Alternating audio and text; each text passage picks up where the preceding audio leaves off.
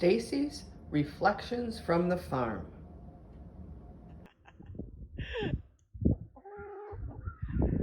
Today I am here with Betty, one of my hens, one of my old hens.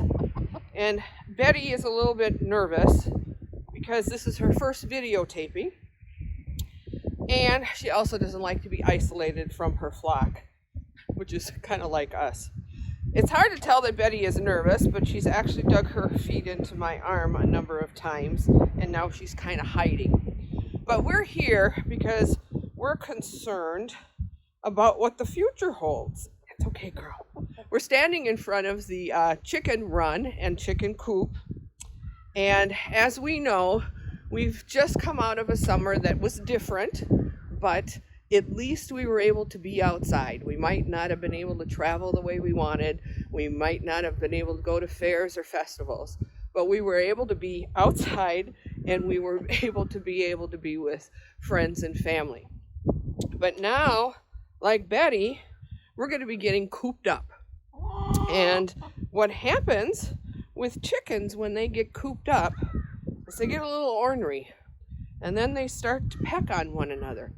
And what you may not know is that chickens will peck feathers off of each other, peck each other until they're bloody.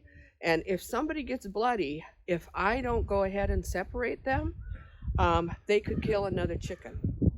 Another thing that they do is sometimes they start picking on themselves, and they'll pull feathers off of themselves and do that as well.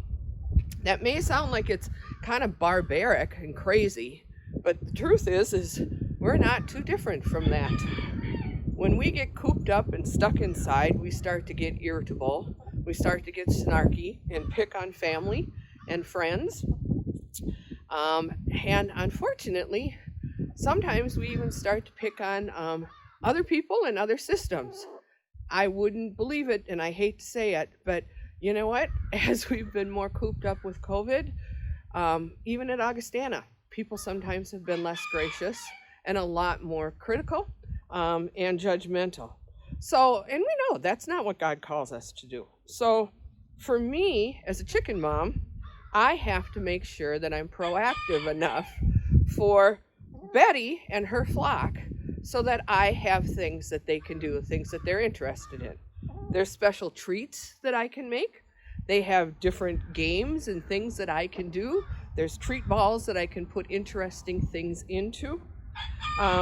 And that way, then they don't pick on each other. The other thing that they kind of do too sometimes is they will pick on themselves. They'll even pull feathers off of themselves. And that's not unlike us either. Some of us get really down on ourselves when we've been cooped up and not with people. So if I need to be proactive with Betty and her flock, what we need to do is we need to be proactive ourselves. We know what's coming up in this winter. We know that we're going to be caught inside. So what are some of the things that we can do to be able to help ourselves? Maybe there's some new things that we want to learn. Maybe there's some different ways that we can be with people and be socially distanced and healthy. I've heard some amazing things that families are doing with game nights and video things and a number of different things that people are doing. That's okay, Betty. In future videos, I will be covering some things that might be helpful. But for now, Betty has actually had enough. So we will see you next time.